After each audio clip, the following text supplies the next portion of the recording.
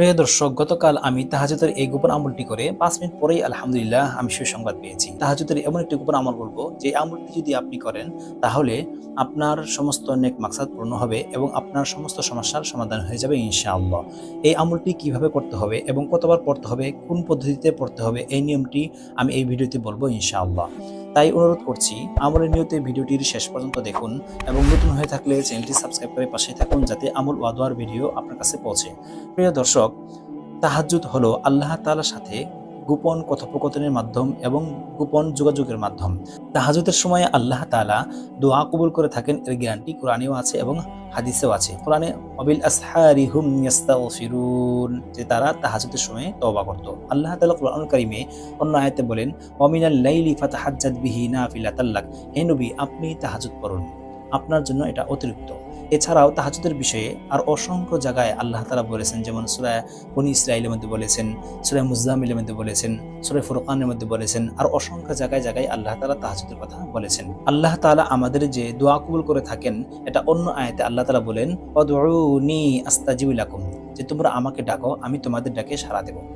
রাসূলুল্লাহ সাল্লাল্লাহু আলাইহি ওয়াসাল্লাম বুখারী শরীফে এবং মুসলিম শরীফে বলেন যে শেষ রাতে আল্লাহ তাআলা প্রথম আসমান অর্থাৎ দুনিয়ার আসমানে আসেন এবং আমাদেরকে আহ্বান করেন, বলেন যে তোমাদের মধ্যে কেউ কি আছো যে আমাকে ডাকবে, আমি তার ডাকে সাড়া দেব।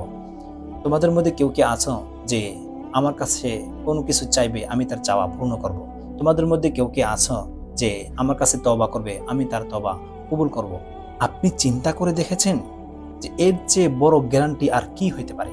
আল্লাহ স্বয়ং আমাদেরকে এই আসমানের এসে আমাদেরকে আহ্বান করেন। তো এই সময়টাকে আমরা যদি কাজে লাগাই এবং এই সময়ে যদি আমরা আল্লাহ তাআলাকে চাওয়ার মতো চাই এবং আল্লাহ তাআলার নাম ডেকে ডেকে যদি চাই, আল্লাহ তাআলা আমাদের সমস্ত নেক মাকসাদ পূর্ণ করবেন এবং আমাদের সমস্ত সমস্যাকে সমাধান করে দেবেন। আল্লাহ তাআলা কোরআনুল কারীমে বলেন ওয়ালিল্লাহিল আসমাউল হুসনা ফাদউহু বিহা, যে আল্লাহ তাআলার কিছু সুন্দর সুন্দর নাম রয়েছে। এই সমস্ত সুন্দর সুন্দর নামগুলোর মাধ্যমে দোয়া করলে আল্লাহ তাআলা অবশ্যই দোয়া কবুল করে থাকেন। তো তাহাজ্জুদের পরে যে গোপন আমলটি আছে, এই আমলটি করলে অবশ্যই আলহামদুলিল্লাহ আপনার দোয়া কবুল হবে ইনশাআল্লাহ। আমলটি হলো, প্রথমে তাহাজ্জুদ আপনার 2 রাকাত হোক, 4 রাকাত হোক, আপনার পক্ষে যে কয় রাকাত পড়া সম্ভব, এই কয় রাকাত পড়ার পরেই আপনি এই আমলটি করবেন। আমলটি হলো প্রথমে 7 বার ইস্তিগফার পড়া, আস্তাগফিরুল্লাহ আস্তাগফিরুল্লাহ আস্তাগফিরুল্লাহ, এইভাবে। তারপরে 7 বার দুরুদ ইব্রাহিম পাঠ করা।